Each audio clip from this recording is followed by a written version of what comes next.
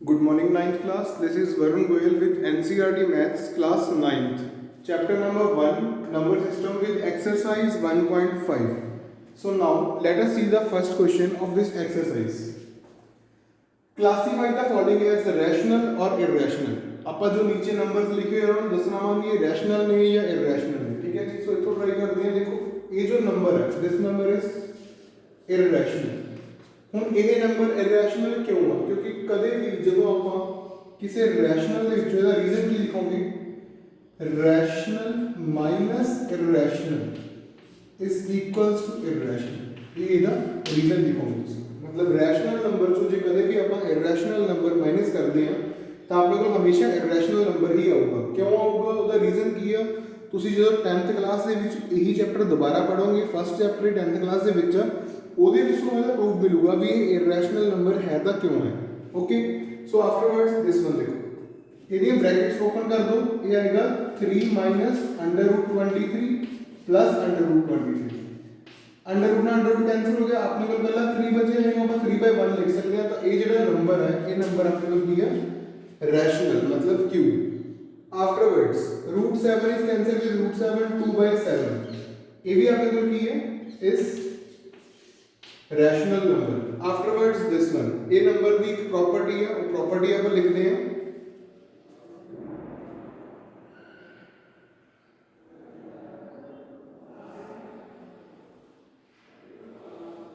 One is rational and two is irrational. इतने देखो आप लिखेंगे here one is rational and √2 is irrational, therefore division is irrational। पहली division भी की होगी अपने को irrational नंबर ही होगी। इतने देखो अपने को की है 2 is rational, pi is irrational, sorry, 2 is rational, pi is irrational। This implies 2 pi मतलब प्रोडक्ट जी है वो भी की होगी अपनी को, वो हमेशा अपने को इररेशनल नंबर ही आएगी। फिलहाल ਤੁਸੀਂ ਇਹ ਰਿਜ਼ਲਟਸ ਐਜ਼ ਇਟ ਇਜ਼ ਯਾਦ ਰੱਖਣੇ ਆ, ਕਿਉਂਕਿ ਇਨ ਦਾ 9th ਕਲਾਸ ਤੁਹਾਨੂੰ ਇਹਨਾਂ ਦੇ ਪ੍ਰੂਫ ਨਹੀਂ ਹੈਗੇ। ਤੁਸੀਂ ਜਦੋਂ 10th ਕਲਾਸ 'ਚ ਪਹੁੰਚੋਗੇ, ਇਹੀ ਚੈਪਟਰ ਦੁਬਾਰਾ ਕਰੋਗੇ ਤਾਂ ਉੱਥੇ ਜਾ ਕੇ ਤੁਹਾਨੂੰ ਇਹਨਾਂ ਦੇ ਪ੍ਰੂਫ ਮਿਲਣਗੇ ਵੀ ਇਹ ਇਦਾਂ ਕਿਉਂ ਲਿਖ ਰਹੇ ਆਪਾਂ, ਠੀਕ ਹੈ। टिल द टाइमिंग ਤੁਸੀਂ ਸਿਰਫ ਸਿੰਪਲ ਪ੍ਰੋਪਰਟੀਜ਼ ਜੋ ਮੈਂ ਕੁਝ ਲਿਖਿਆ ਵਾ ਉਹਨੂੰ ਉਦਾਂ ਹੀ ਯਾਦ ਰੱਖਣਾ ਹੈ, ਠੀਕ ਹੈ। So here your first question is over. Now let us move on the second one. Statement is in front of you all. Simplify करना वा आप जो टर्म्स अपन दी हुई ने। फोर्थ पार्ट की स्टेटमेंट मैं नहीं लिखी क्योंकि fourth part and second part दोनों पार्ट सेम ने। सो फोर्थ तुम खुद ट्राई करोगे, सैकेंड मैं कर पाऊंगा, ठीक है। So now let us see the first one. दो ब्रैकेट्स ने, इन्हें दोनों ब्रैकेटां च करना की है, तुसीं कल्ले डिजिट नूं कल्ले करना, मल्टीप्लाई करना, दैट्स इट। पहला 3 नूं 2 नाल, फिर 3 नूं √2 नाल, फिर √3 नूं 2 नाल, फिर √3 नूं √2 नाल। Okay, so let us start. 3 2 6 plus ये आएगा 3√2 प्लस इतने आएगा अपने को 2√3। इन जो मल्टीप्लाई करोगे तो प्लस कितना आएगा अपने को √6। √3 नो √2 ना मल्टीप्लाई करेंगे, it will be √6। This will be the answer of this question. Afterwards second part है a + b a - b। अपन पता हुआ इनकी आइडेंटिटी होती है a² - b², मतलब ये आएगा 3² - √3²। 3 ਦਾ ਸਕੁਅਰ ਹੁੰਦਾ 9, √3 ਦਾ ਸਕੁਅਰ ਹੁੰਦਾ ਵਾ complete 3। So it will be 6। ਇਹਦਾ ਆਨਸਰ ਆਪਣੇ ਕੋਲ 6 ਆਏਗਾ। ਇਹ ਹੈਗਾ ਆਪਣੇ ਕੋਲ a + b the whole square, ਮਤਲਬ ਕੀ ਹੈ a²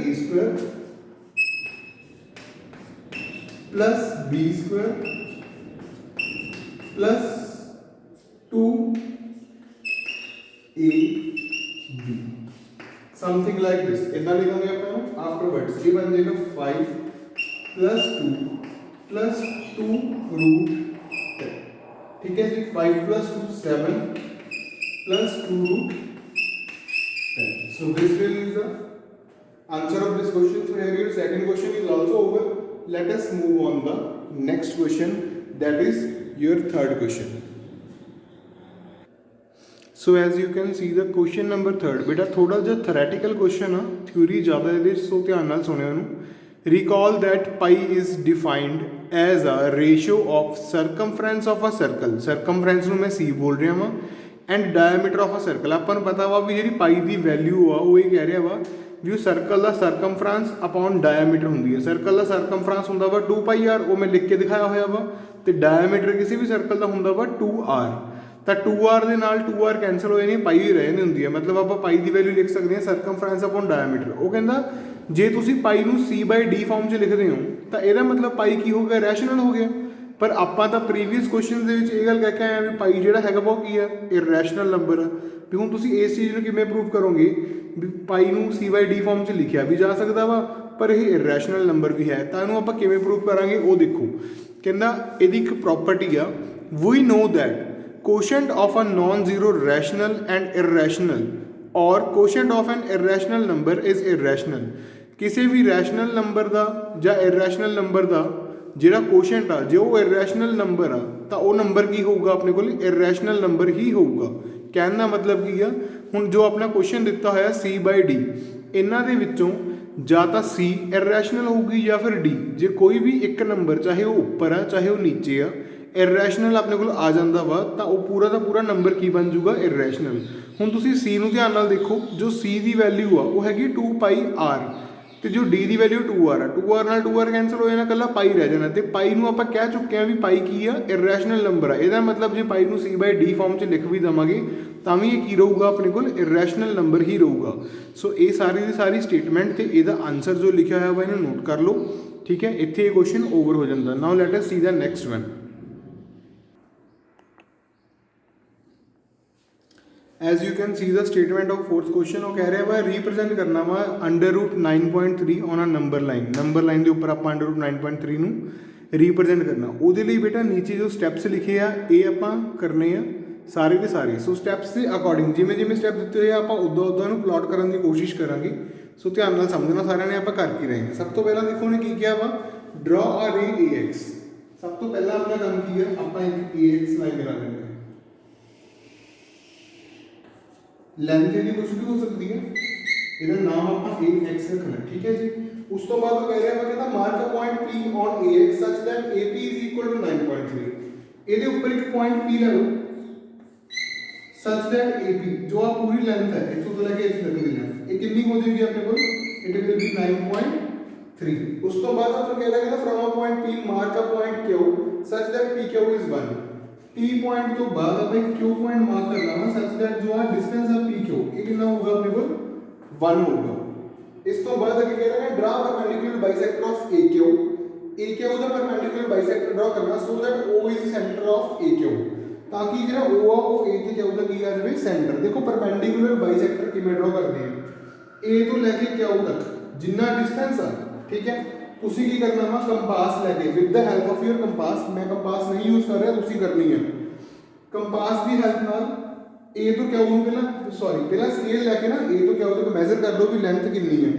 ਮੈਜ਼ਰ ਕਰਨ ਤੋਂ ਬਾਅਦ ਹਾਫ ਤੋਂ ਜ਼ਿਆਦਾ ਕੰਪਾਸ ਓਪਨ ਕਰਕੇ, ਫੋਰ ਐਗਜ਼ਾਮਪਲ ਜਿਵੇਂ ਮੈਂ ਕਹਾਂ ਵੀ ਆ ਹਾਫ ਤੋਂ ਜ਼ਿਆਦਾ ਹੋ ਗਿਆ ਤਾਂ ਇਦਾਂ ਕੁਛ ਇਦਾਂ ਇੱਕ ਇੱਥੇ ਆਰਕ ਲੱਗੂਗੀ. ਠੀਕ ਹੈ, ਉਸੇ ਤਰ੍ਹਾਂ ਹੀ ਫਿਰ Q ਨੂੰ ਸੈਂਟਰ ਮੰਨ ਕੇ ਕੰਪਾਸ ਯੂਜ਼ ਕਰਨੀ ਆ, ਹਾਫ ਤੋਂ ਜ਼ਿਆਦਾ ਓਪਨ ਕਰਕੇ ਇੱਥੇ ਆਰਕ ਲੱਗ ਜਾਣੀ. ਸਿਮਿਲਰਲੀ ਦੋ ਆਰਕ ਨੀਚੇ ਨਹੀਂ ਲੱਗਣਗੀਆਂ ਕੁਛ ਇਦਾਂ.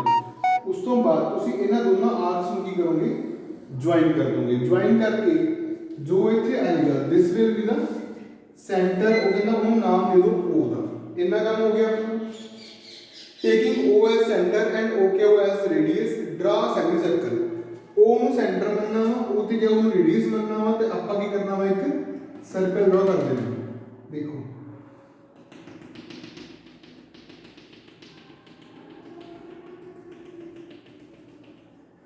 just like this. I hope so it is visible to you all.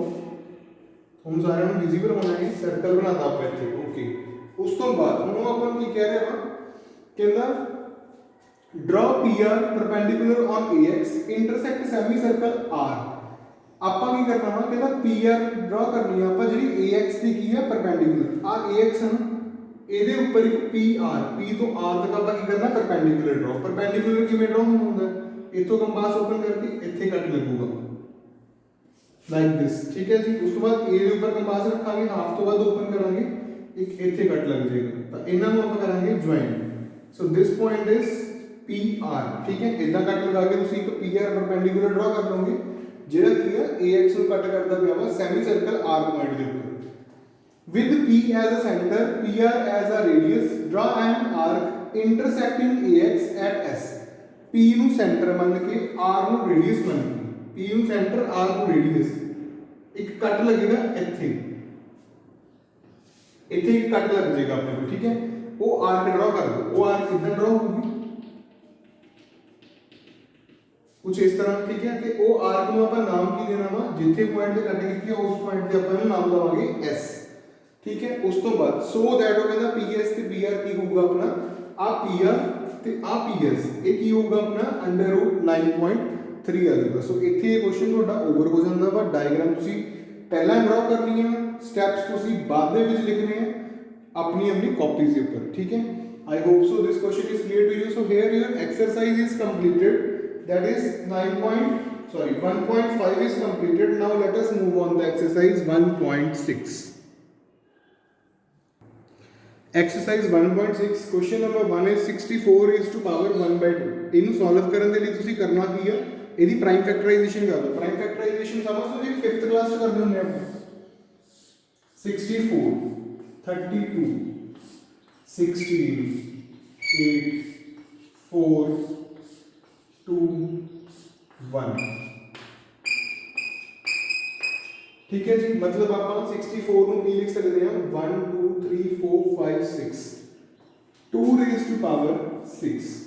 ਆਪਾਂ 64 ਨੂੰ ਲਿਖਿਆ 2 रेज़ टू पावर 6, ਉੱਪਰ 1/2 ਪਾਵਰ ਹੋ ਗਈ ਹੈ, ਆ 2 ਨਾਲ 6 ਕੈਨਸਲ ਹੋ ਜਾਊਗਾ, 2 रेज़ टू पावर 3 रहेगी, ਤੇ 2 रेज़ टू पावर 3 ਹੁੰਦੀ ਹੈ 2 into 2 into 2, it will be 8 here। so 8 answer, ठीक है। ਉਹਨੂੰ ਲਿਖੋ 125, it will be 25, it will be 5, it will be 1, ठीक है जी। तो मतलब 125 में लिख सकते हैं 5 raised to power 3, ऊपर पावर में को 1/3 है, 3 में 3 कैंसिल हो जाना, only 5 is the answer of this question। so let us move on the next one। Second question statement देखो, 9 raised to power 3/2, 9 की प्राइम फैक्टराइजेशन, 9 में लिख सकते हैं 3 raised to power 2, whole raise to power p है 3/2, आ 2 ਨਾਲ 2 ਕੱਟਿਆ ਜਾਏਗਾ, 3 रेज़ टू पावर 3 रहेगी, वो कितनी होती है 3 multiply 3, it will be 27। Next है 16, 16 ਨੂੰ ਆਪਾਂ 2 ਦੀ ਪਾਵਰ ਲਿਖ ਸਕਦੇ ਹਾਂ, ਇਹ ਹੋਊਗਾ 2 raise to power 4 whole power 3/4, 4 ਨਾਲ 4 कैंसिल हो गया, 2 raise to power 3, it will be equals to 8। ਉਸ ਤੋਂ ਬਾਅਦ 125 ਪਹਿਲਾਂ ਵੀ ਸੋਲਵ ਕੀਤਾ ਸੀ, ਉਹਨੂੰ ਆਪਾਂ ਕੀ ਲਿਖ ਸਕਦੇ ਹਾਂ 5 raised to power 3 whole raised to power -1/3, 3 ਨਾਲ 3 कैंसिल हो गया, 5 raised to power कितना आ गया -1, it will be equals to 1/5। so these are the answers of this part, ठीक है जी। so ये part भी complete हो गया, let us move on the next। well you can see here the third question the statement देखो ध्यान ਨਾਲ, solve करते हैं आप सारे पार्ट्स ਇਹਦੇ। सो फर्स्ट पार्ट की है 2 ਦੀ ਪਾਵਰ 2/3 है into 2 ਦੀ ਪਾਵਰ 1/3, जो ਇੱਥੇ ਵੀ 2 ਆ ਇੱਥੇ ਵੀ 2 ਆ, ਜਦੋਂ ਰਾਜੇ ਬੇਸ ਸੇਮ ਹੁੰਦੇ ਆ ਤਾਂ ਪਾਵਰ ਹਮੇਸ਼ਾ ਕੀ ਹੋਏਗੀ, ਇੱਥੇ ਐਡ ਹੋ ਜਾਏਗੀ, ਤਾਂ ਕੀ ਆਏਗਾ ਇਹਦਾ answer 2 raised to power 2/3 plus 1/5। ਹੁਣ ਇਹਦਾ ਐਲਸੀਐਮ ਸੋਲਵ ਕਰ ਲੈਂਦੇ ਹਾਂ, ਇੱਥੇ ਆਏਗਾ 2, 5 3s 15 ਹੋ ਗਿਆ, 5 ਇੱਧਰ ਮਲਟੀਪਲਾਈ ਹੋਗਾ, 5 2s 10 प्लस आ 3 इधर मल्टीप्लाई ਹੁੰਦਾ ਤਾਂ ਇਹ ਆ ਗਿਆ 2 raised to power 13/15, बस आ आंसर है इस क्वेश्चन ਦਾ। ਇਹਨੂੰ ਦੇਖੋ ਆ 3 ਦੀ ਪਾਵਰ 3 ਨੀਚੇ ਹੈ, ਇਹਨੂੰ ਆਪਾਂ ਉੱਪਰ ਲੈ ਕੇ ਜਾਣਾ, ਤਾਂ ਇਹ ਬਣੂਗਾ 3 raised to power -3, ਤੇ ਉੱਪਰ ਇਹਦੀ ਪਾਵਰ ਕਿੰਨੀ ਹੋਈ ਆ 7, 7 ਤੇ 3 ਦੋਨੋਂ ਆਪਸ ਵਿੱਚ ਮਲਟੀਪਲਾਈ ਹੋ ਰਿਹਾ, ਤਾਂ 3 raised to power -21, ਇਹ ਇਹਦਾ ਆਨਸਰ। ਉਸ ਤੋਂ ਬਾਅਦ ਤੁਹਾਨੂੰ ਮੈਂ ਦੱਸਿਆ ਪਾਵਰ ਜਦੋਂ ਨੀਚੇ ਉੱਪਰ ਲੈ ਕੇ ਜਾਣੀ ਹੈ ਤਾਂ ਕੀ ਹੋ ਜਾਂਦੀ ਹੈ, 네ਗੇਟਿਵ ਹੋ ਜਾਂਦੀ ਹੈ। ਹੁਣ ਦੇਖੋ ਇੱਥੇ ਆਪਣੇ ਕੋਲ ਕੀ ਹੈ 11 raised to power 1/2, ठीक है, into 11 raised to power -1/4, इधर ही होगा ना, क्योंकि ये चीज नीचे है, ये ऊपर जाके पावर ਇਹਦੀ ਕੀ ਹੋगी, 네ਗੇਟਿਵ होगी। ਹੁਣ ਇਹ ਦੋਨੋਂ ਮਲਟੀਪਲਾਈ से तो पावर्स ऐड होंगी, मतलब 1/2 plus -1/4, 11 raised to power 1/2 -1/4, 11 raised to power 4 2s are 8, 4 1s are 4, 2 1s are 2. It will be 11 raised to power 2 by 8. It will be 11 raised to power 1 by 4. So 11 raised to power 1 by 4 ਉਹਦਾ ਕੀ ਆ ਗਿਆ answer. ਇੱਥੇ ਦੇਖੋ ਇਹਨੂੰ ਇਹਦੀ power we same 1 by 2 ਇਹਦੀ power ਵੀ same ਹੈ, ਤਾਂ ਇਹਨੂੰ ਆਪਾਂ ਲਿਖ ਸਕਦੇ ਹਾਂ 7 into 8 whole raised to power 1 by 2. It will be 56 raised to power 1 by 2. So dear students, here your this chapter is completed. ਤੁਹਾਡਾ ਇਹ ਚੈਪਟਰ ਵੀ ਕੰਪਲੀਟ ਹੋ ਜਾਂਦਾ। ਆਪਣੇ ਇਸ ਵੀਡੀਓ ਦੇ ਨਾਲ ਆਪਣੇ ਹੁਣ ਤੱਕ 4 ਚੈਪਟਰਸ ਕੰਪਲੀਟ ਹੋ ਚੁੱਕੇ ਆ, first second third and fourth. ਸਭ ਤੋਂ ਪਹਿਲਾਂ ਆਪਾਂ ਸੈਕਿੰਡ ਚੈਪਟਰ ਕੀਤਾ ਸੀ, ਫਿਰ ਆਪਾਂ ਥਰਡ ਸਟਾਰਟ ਕੀਤਾ, then fourth and then first chapter ਆਪਣਾ ਅੱਜ ਖਤਮ ਹੋ ਗਿਆ ਵਾ। I hope so these chapters are to be clear to you all। ਤੁਹਾਨੂੰ ਸਾਰਿਆਂ ਨੂੰ ਕਲੀਅਰ ਹੋ ਗਏ ਹੋਣੇ ਆ, ਠੀਕ ਹੈ। ਫੋਰ ਦਾ ਰੈਪੀਟੇਸ਼ਨ ਜੇ ਤੁਹਾਨੂੰ ਲੱਗਦਾ ਵਾ ਕਿ ਕੋਈ ਡਾਊਟ ਹੈ ਜਾਂ ਕੁਝ ਵੀ ਹੈ, ਤੁਸੀਂ ਕਮੈਂਟ ਕਰ ਸਕਦੇ ਹੋ, ਆਪਣਾ ਡਾਊਟ ਕਲੀਅਰ ਕਰ ਸਕਦੇ ਹੋ ਕਮੈਂਟ ਬਾਕਸ ਦੇ ਵਿੱਚ, ਔਰ you can message me directly. One more thing students, ਇੱਥੇ ਆ ਕੇ ਆਪਣੀਆਂ 3 ਯੂਨਿਟਸ ਕਵਰ ਹੋ ਜਾਂਦੀਆਂ ਨੇ। ਅਲਜਬਰਾ ਦਾ ਆਪਣਾ ਅਲਜਬਰਾ ਕਵਰ ਹੋ ਗਿਆ, ਆਪਣੀ ਕੋਆਰਡੀਨੇਟ ਜਿਓਮੈਟਰੀ ਕਵਰ ਹੋ ਗਈ ਐਂਡ ਆਪਣਾ ਨੰਬਰ ਸਿਸਟਮ ਕਵਰ ਹੋ ਗਿਆ। ਮੈਂ ਲਿਖ ਦਿੰਦਾ 3 ਯੂਨਿਟਸ ਆਪਾਂ ਕਵਰ ਕਰ ਚੁੱਕੇ ਹਾਂ ਹੁਣ ਤੱਕ। सब तो पहली यूनिट सी अपनी अलजबरा, सेकंड यूनिट आपका की है